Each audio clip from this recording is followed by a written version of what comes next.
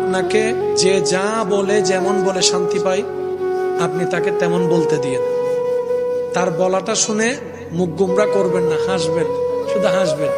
যদি জিজ্ঞেস করে আমি তোরে বকলাম, বকা দিলাম, মন্দ বললাম, তুই হাসলি কেন, আপনি শুধু এতটুকু বলবেন, এই অশান্তিময় পৃথিবীতে কেউ কারো শান্তি এনে দিতে পারে না।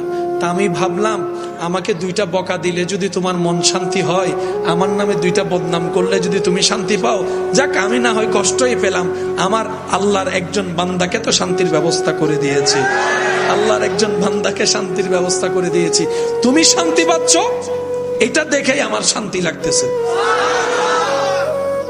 মনে থাকবে ইনশাআল্লাহ।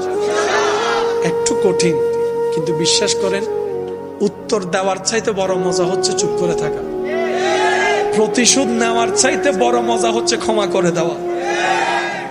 একবার করে দেখেন, শয়তান করতে দিবে না, এটা সত্য, কারণ এগুলা করলে তো আপনি রহমত পাবেন। শয়তান তো এটা চায় না।